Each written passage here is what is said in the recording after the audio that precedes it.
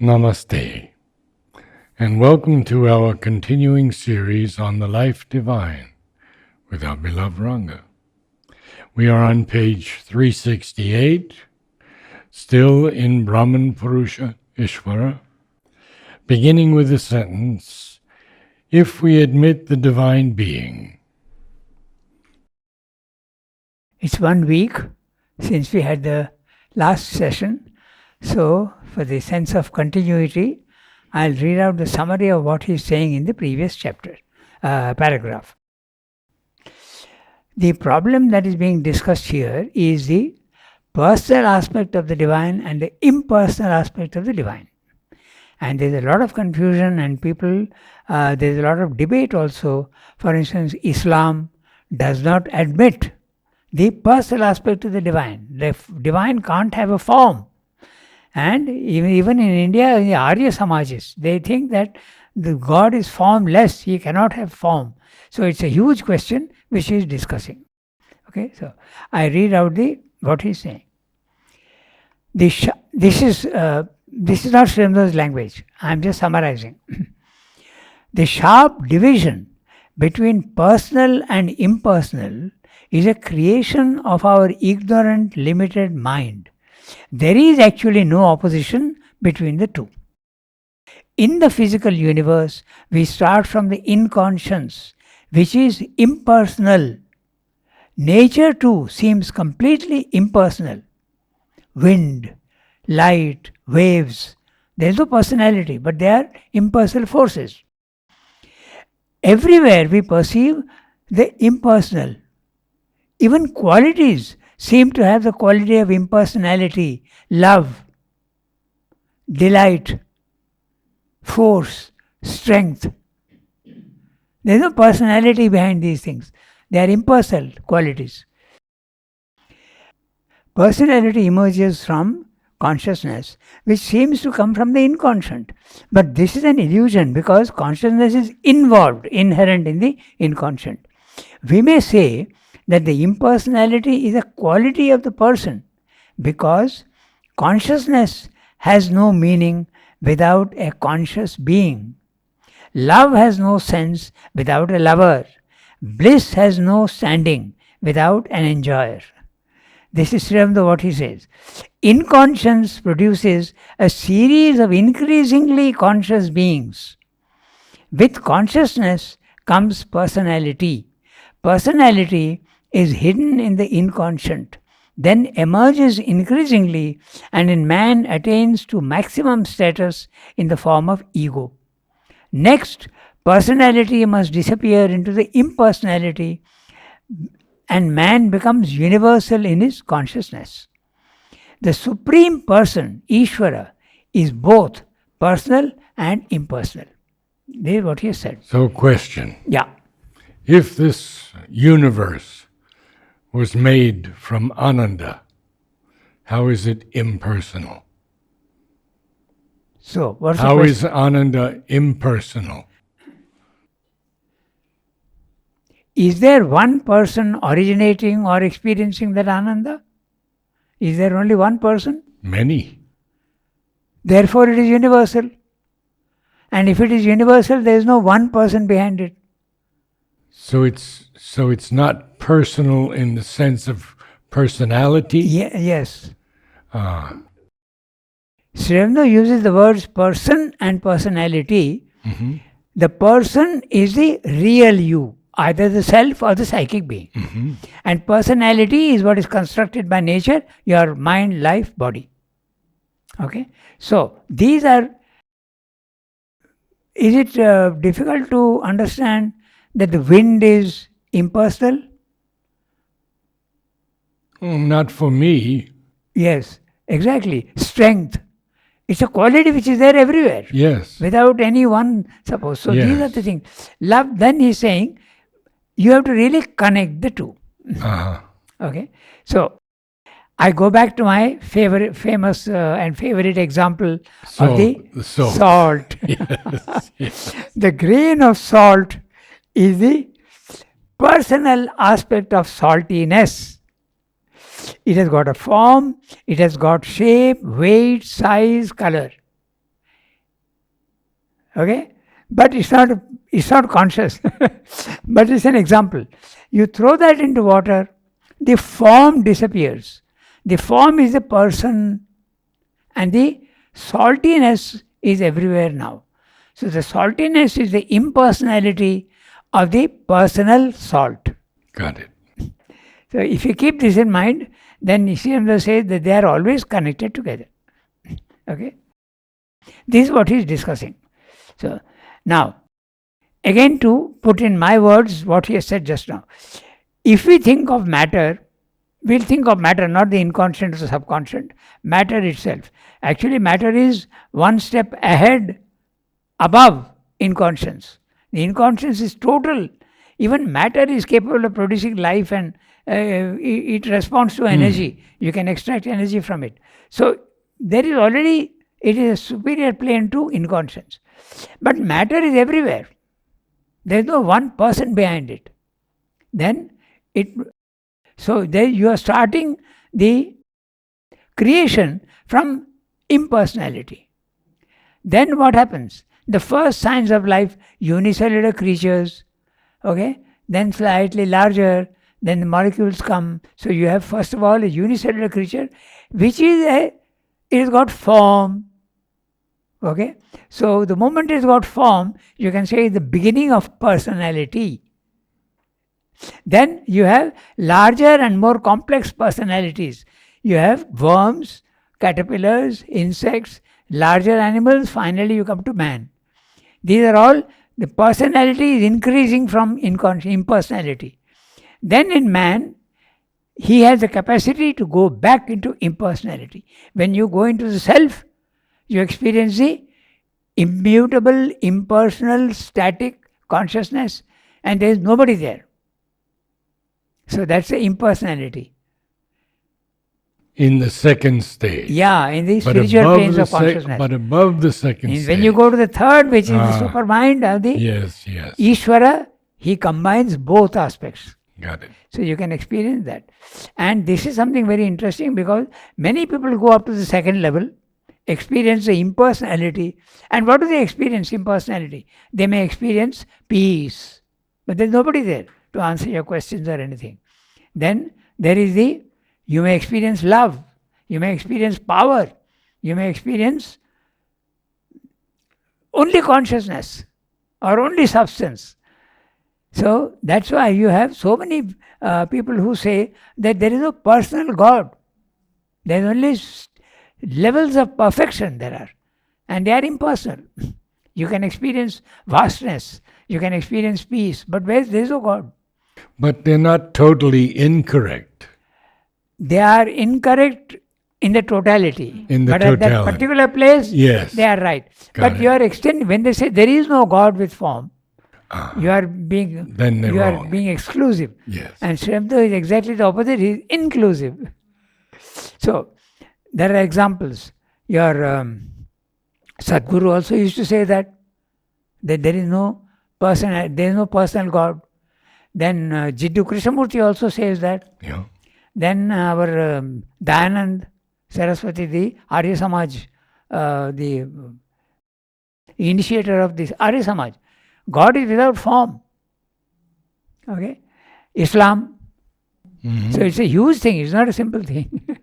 so many. So that's why Sri Aurobindo is saying, it depends on the stage where you are. You start from impersonality, slowly the personality starts coming in, and finally in man, you are mistaking the real for the ego. The real person is somebody else, but you are mistaking the ego for the real person. It is not. Then you go to the impersonality.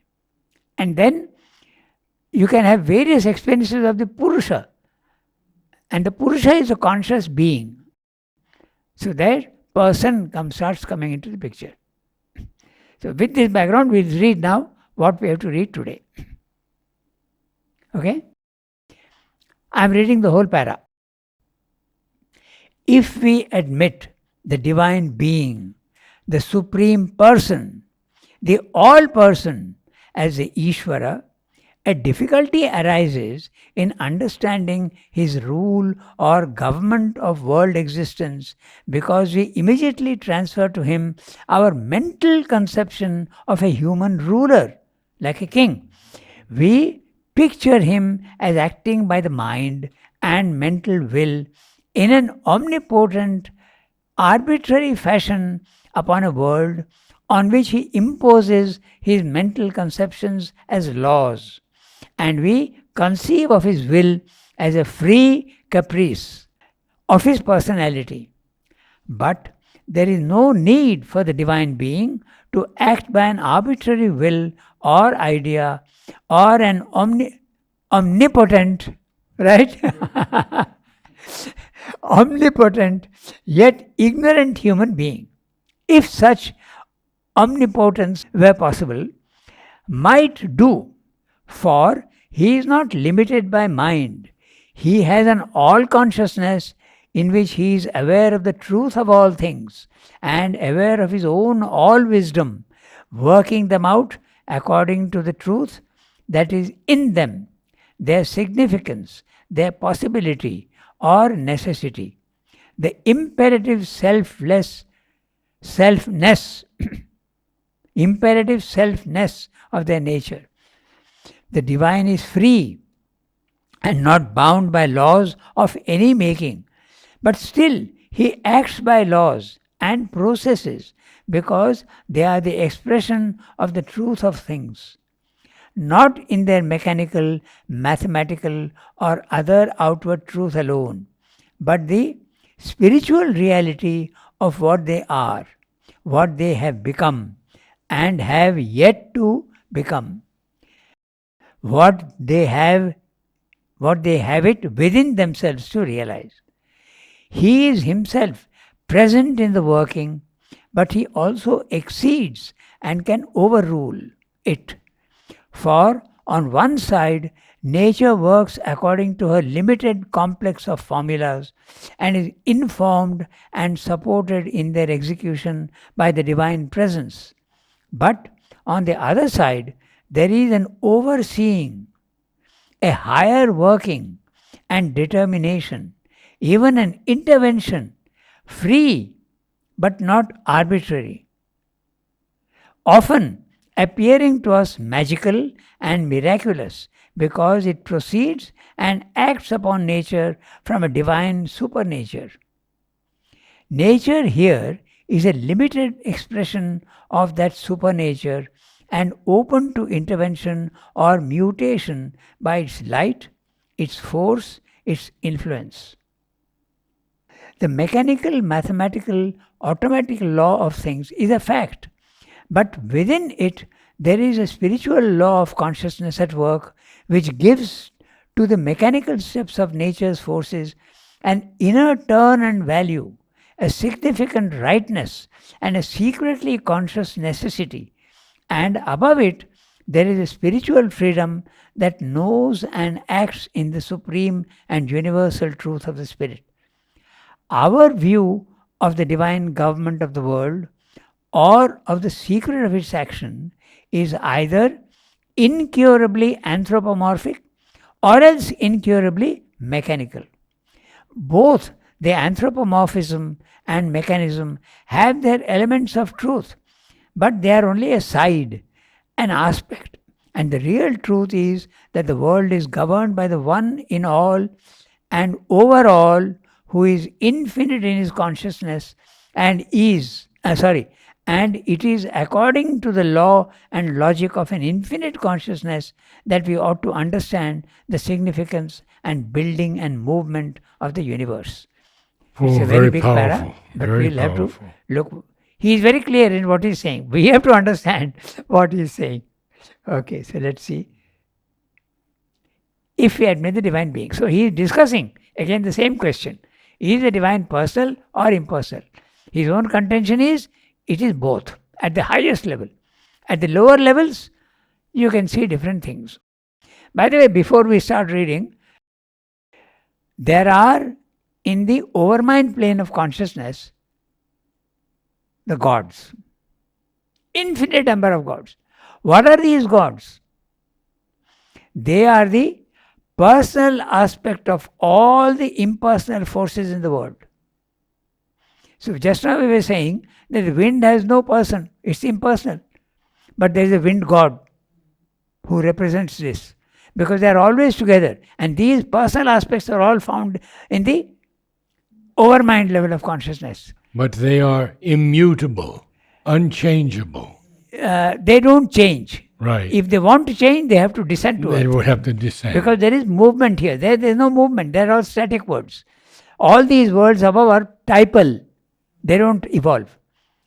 Even if there is an evolution, and there is a suggestion that there can be slight evolution, even Srivda admits that. Even after you leave your body and you go up, there is an evolution possible, but it is very slow. So slow that you may say that there is no evolution in those planes. I found this in two places, that there is an evolution, but it's a very slow evolution. Here it can be the fastest in the physical world. Last night we were reading The Kingdoms of the Little Life and how vicious they could be. Plunder, rape, everything. Acting on human beings. So how does that plane act on human beings? I know I'm going... I didn't exactly follow. How does that plane of the kingdom of the little life act on humanity? Kingdom of? The little life. Very confusing, actually.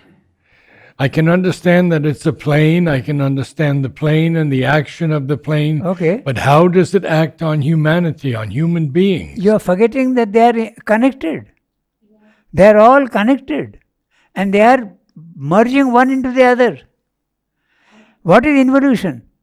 God is himself merged into the inconscient. So there is an interaction all the time. And you are talking of the little life. Yes. But there is another plane which is the higher life. Yes. Okay? So the little life is normally, these little beings which are there are they are playful and mischievous, but they are not evil.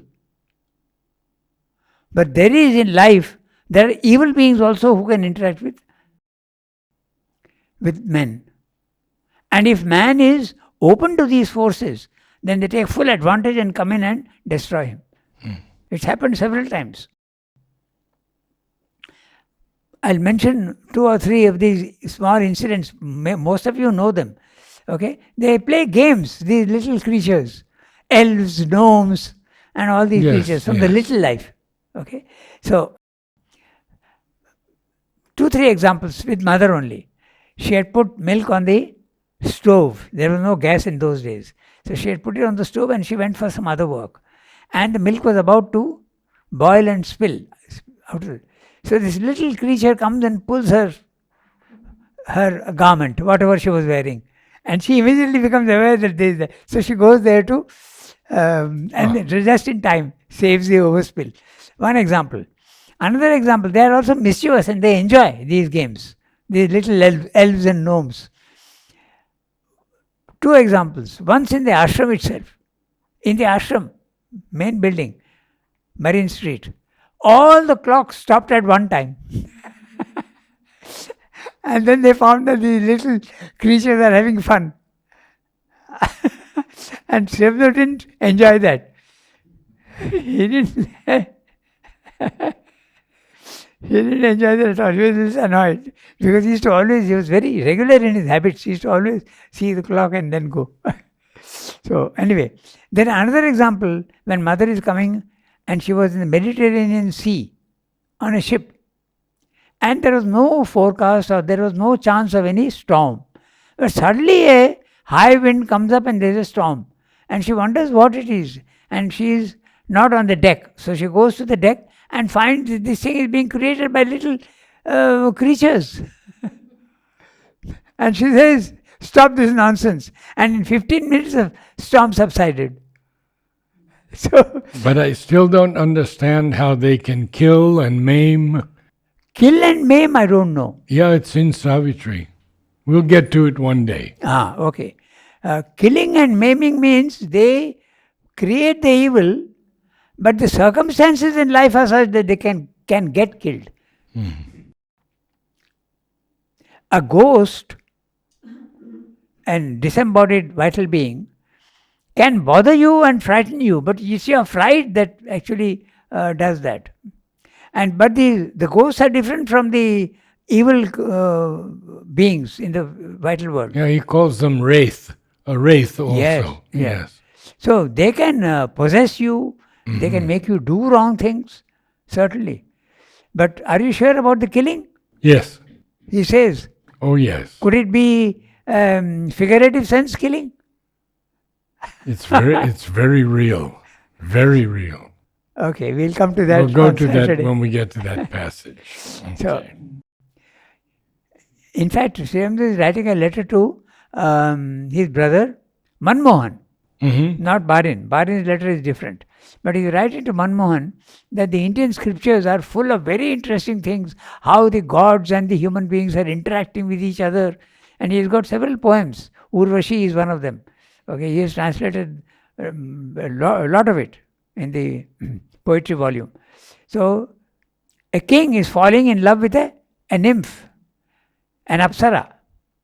So, these sort of things can happen because they can embody these. Why go so far? Why do not take mother's Paul Richard? He was constantly being invaded by an Asuric force. Yes. We know that, isn't it? Yes. She says that. And then she is to clean him up. She is to clean the vital. And again he will, because he is habituated to inviting that force. And again, repeatedly she had to do that, and he would again fall a victim to that. So yes, they do have. In fact, it goes so far as possession.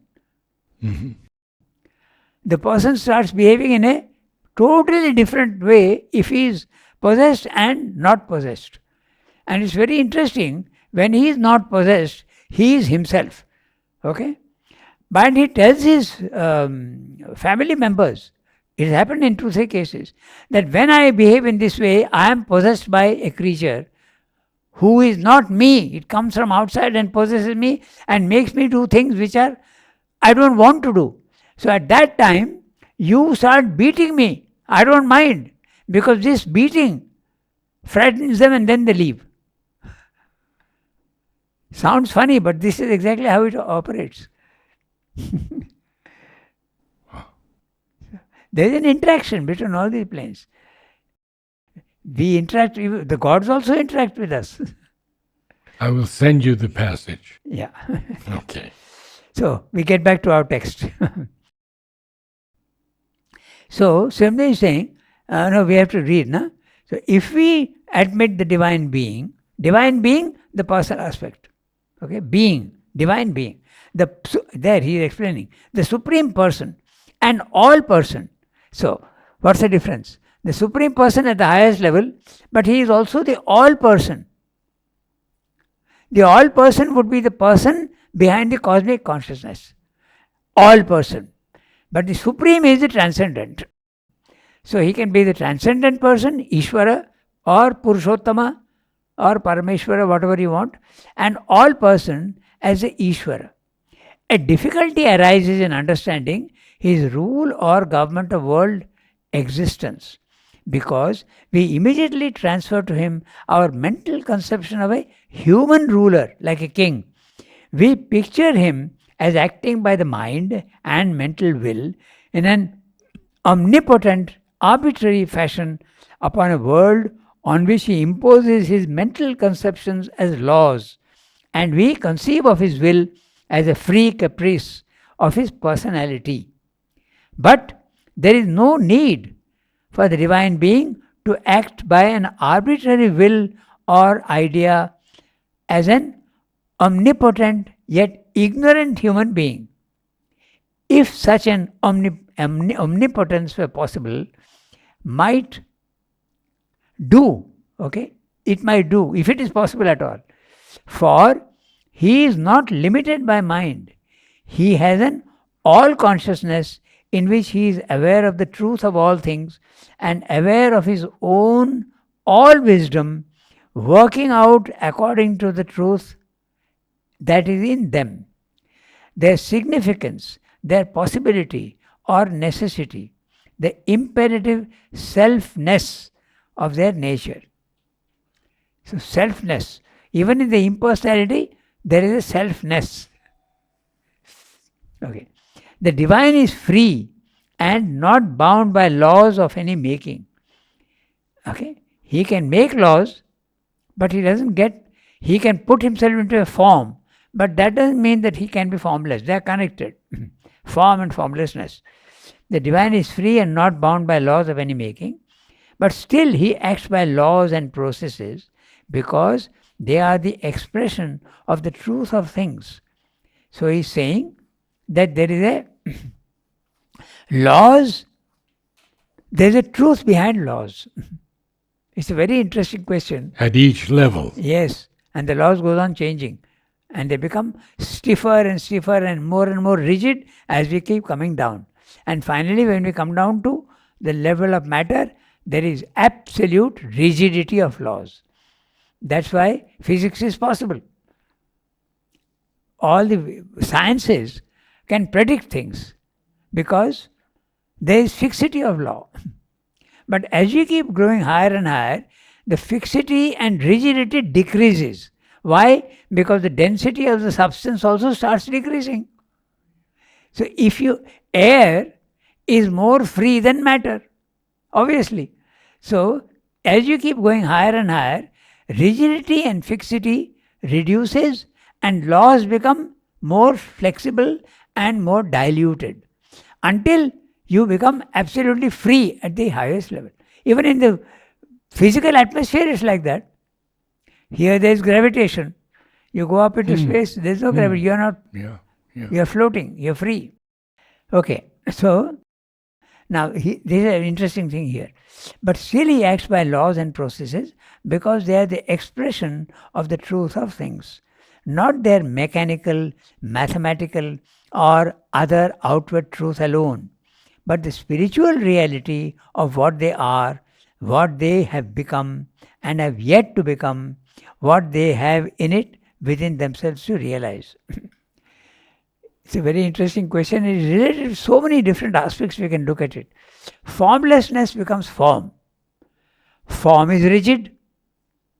So therefore, this rigidity you can apply to everything. You can apply to ether, air, fire, water, earth. You can apply to Chit, you can apply to Ananda, you can apply to Shakti, and you can apply to even substance. The higher you go, more flexibility, more freedom. The more you come down, rigidity.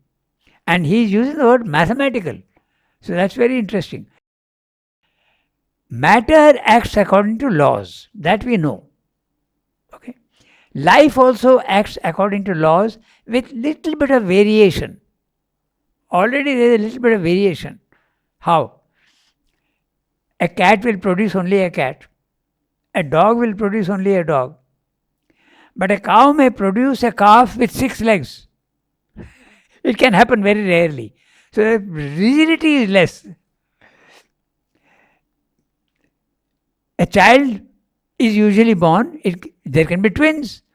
There can be quadruplets, triplets. Okay. The record I think is 7. In South America there was a case. 7 children. Or they are conjoined twins. So there is a little bit of life, already a little bit of flexibility is coming in. Not so much of rigidity. Okay. The case of 6 legs of a calf was there in India recently. Okay. It produced, and these are freak things. Okay. There is also another interesting thing that happens. Normally, the organs inside the body are very clear. The liver is in one place, the heart is on the left side, okay, and the liver is on this side. The 2 kidneys are there. But sometimes it gets reversed. Left becomes right and right becomes left. It's a very rare case, but it happens. I'm pointing out that life already from matter is a little more flexible.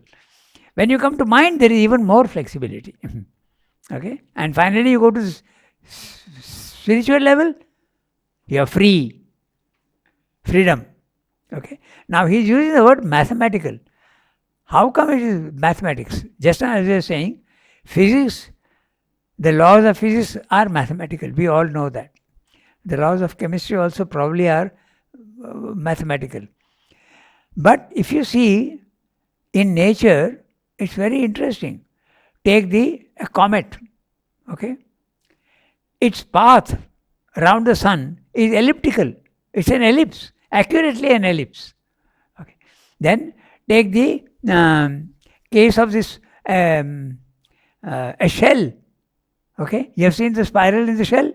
It follows mathematical laws. It follows the Fibonacci series. Yeah, Fibonacci series. So it's everywhere there is mathematical form and mathematical. Nature is following mathematical laws. So that's why he's including the word mathematical. And the spiritual reality of what they are, what they have become, and have yet to become, what they have what they have it in within themselves to realize. He is himself present in the working, but he also exceeds and can overrule it. We must remember that the divine involves himself. We normally don't think of the involution, but if the divine has involved himself and is there, the divine presence is there in everything, behind the form. Okay. So, for on one side, nature works according to her limited complex of formulas and is informed and supported in their execution by the divine presence. Limited complex of formulas.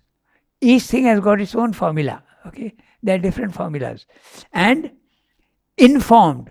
The word informed again, Srimanda uses in a very particular sense, not in the sense of information, not news, but in the sense of going into the form, inherent. So, informed and supported in their execution by the divine presence. So, the divine presence is there in matter also, in all forms of life, in all men, everywhere the divine is there. More and more open as you keep climbing in the stages of evolution. Okay. So,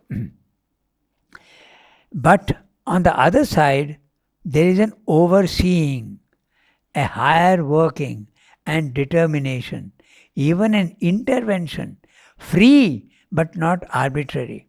Now, this is very interesting what he's saying.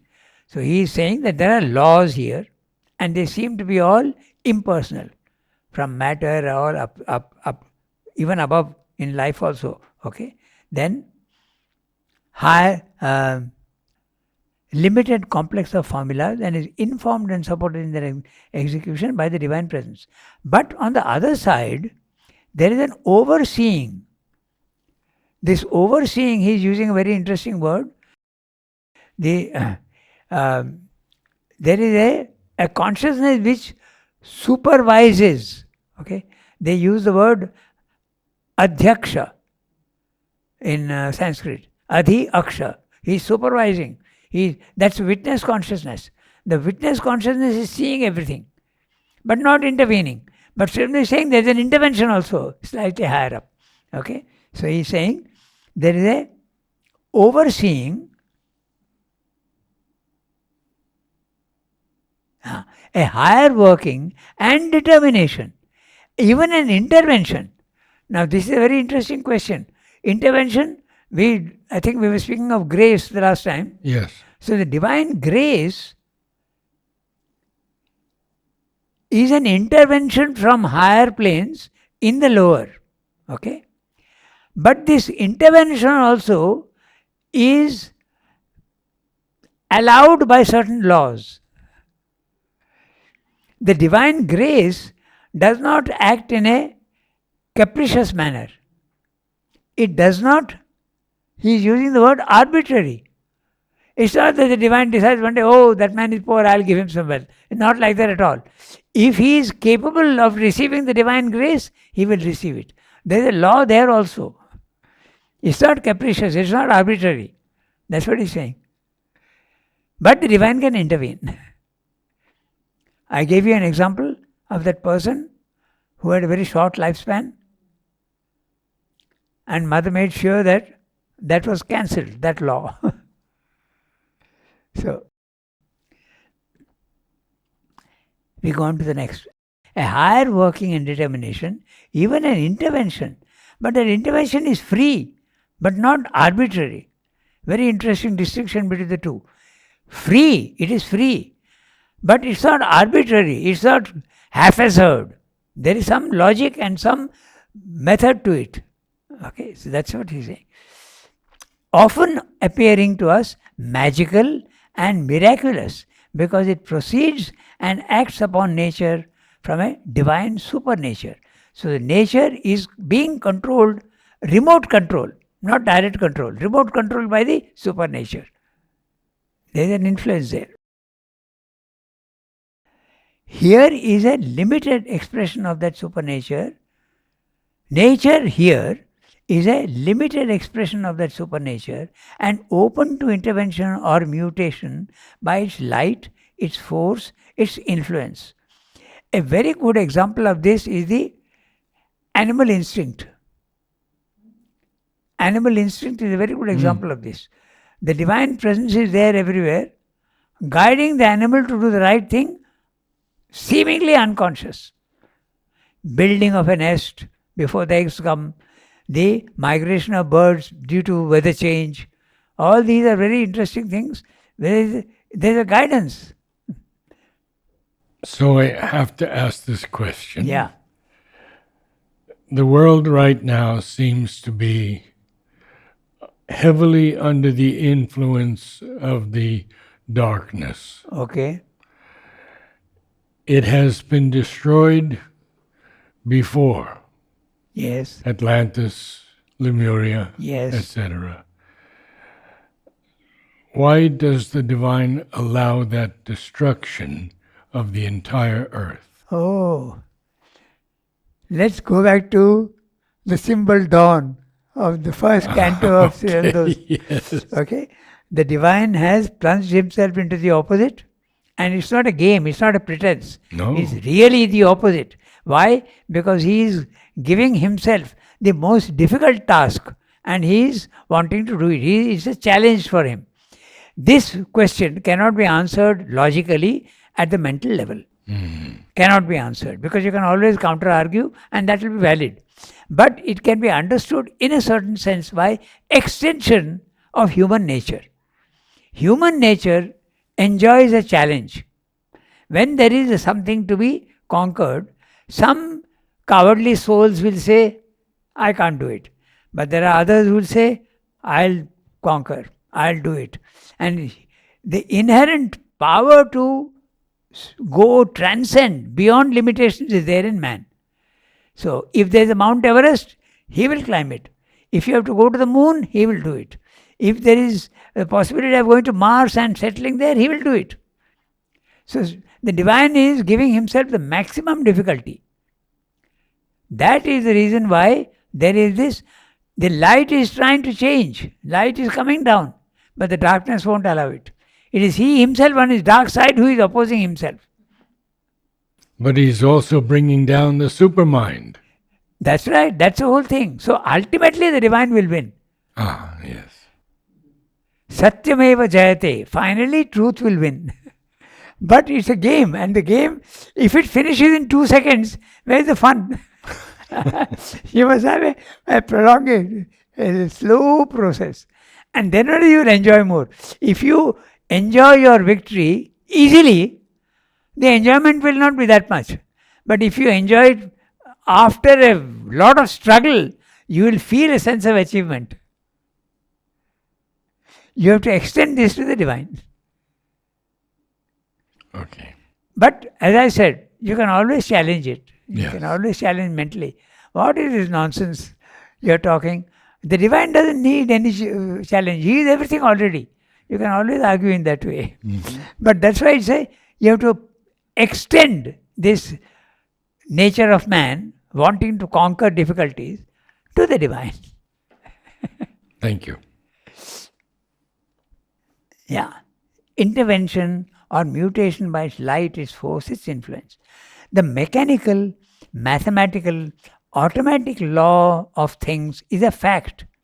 But within it, there is a spiritual law of consciousness at work which gives to the mechanical steps of nature's forces an inner turn and value, a significant rightness, and a secret conscious necessity.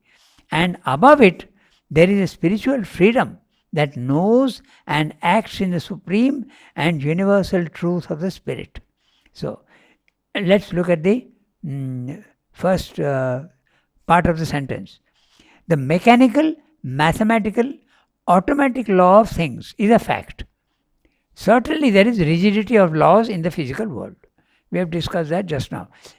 Materially, yes, there is definitely, you can forecast.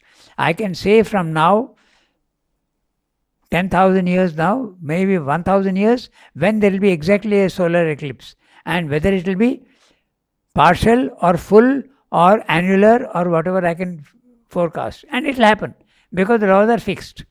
There is fixity. There is law and process.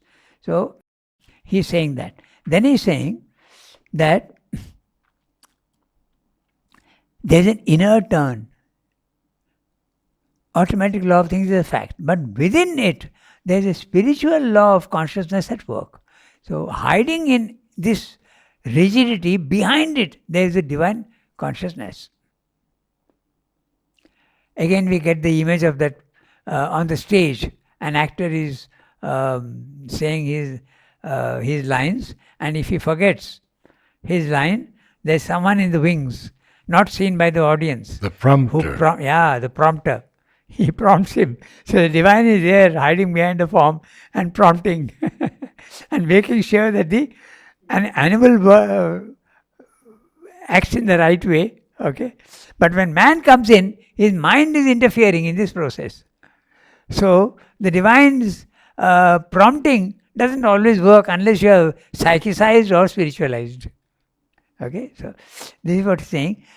Our view of the divine. I misread the first time. I stressed the word our view. No, he's talking of the normal human view. Okay, I thought he's meaning his own view. Sometimes he used the word our in the sense of my view. So here it's a normal human view. Our view of the divine government of the world or of the secret of its action is either incurably anthropomorphic or else incurably mechanical.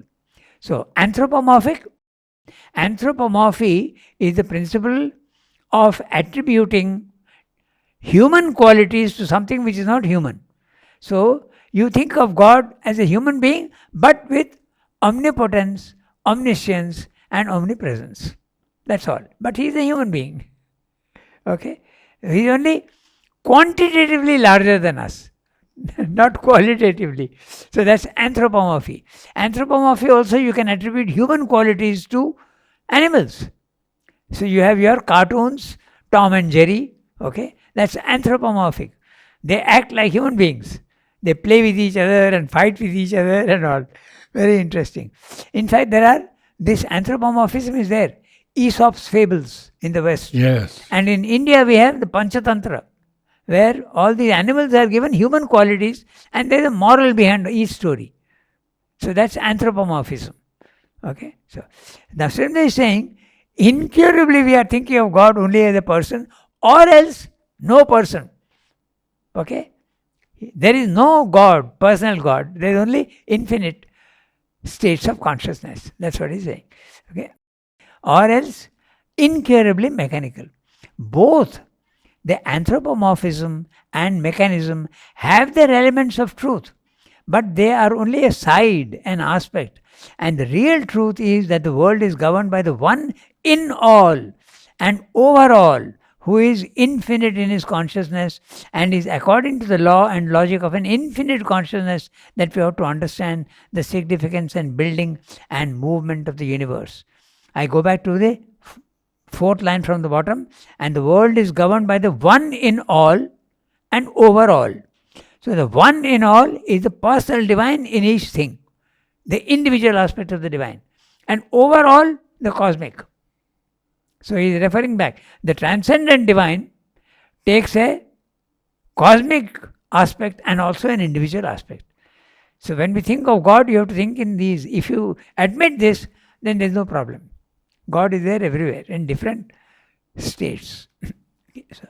So this is what he's saying. Overall, who is infinite in his consciousness, and it's according to the law and logic of an infinite consciousness that we ought to understand the significance and building and movement of the universe.